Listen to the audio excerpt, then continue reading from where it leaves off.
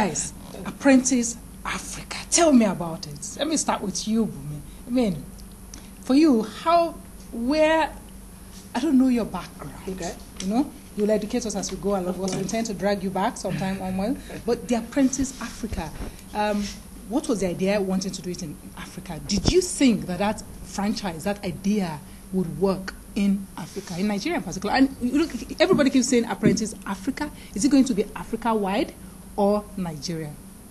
So I'll answer the last question first. Yeah, I know that. It is definitely Apprentice Africa. Right. So it's an African show being shot in Nigeria. But where else really should you shoot? I mean, we are the giant of Africa as it is. So you would think Nigeria would be the first point of call.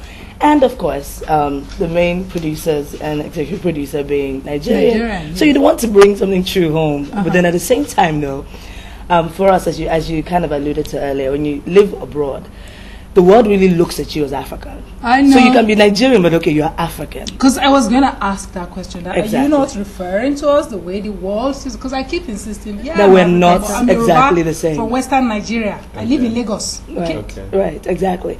But going back to how the idea first started, I feel earlier on you mentioned, well, which other shows, reality shows, should anyone really watch? I think Apprentice is so real. And the reality about it is everyone is an apprentice to someone at some point, somewhere, somehow. Right. And then the drama that goes on in Apprentice is the drama that goes on in everybody's office every single day. You have somebody, conniving to either try to get on top and use some way to get there, or you have that person that's not doing any work, and only one person on the team. Like, I think, just kidding. Only one person really doing the work, and then he gets the glory. But then, going to say about Tosin? Why don't we move on? I'm just kind of riding along. Why don't we move on? Right. So those kind of politics are real everywhere. Those things are real, really, and it really just it shows that. And that's really what is germane to a lot of people, and they can connect to that.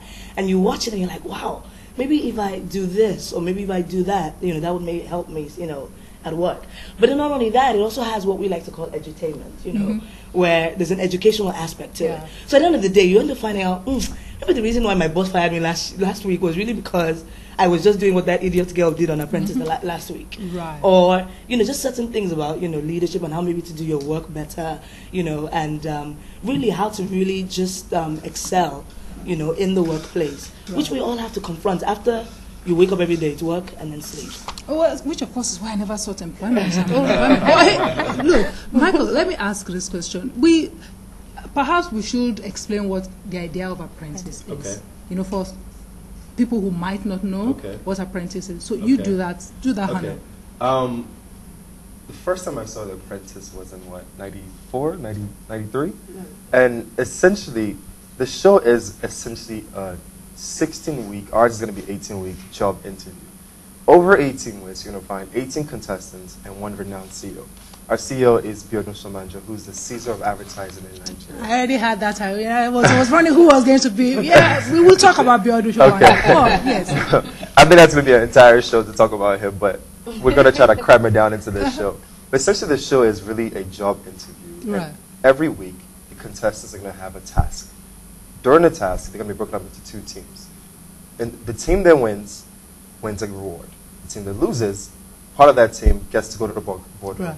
And one person gets fired by the CEO. And essentially, over 18 weeks, they get narrowed down. One person gets fired each week. And then it comes down to the last episode, the finale, where two people go up against the task. And then the finale, one person will be chosen to be the apprentice from Africa.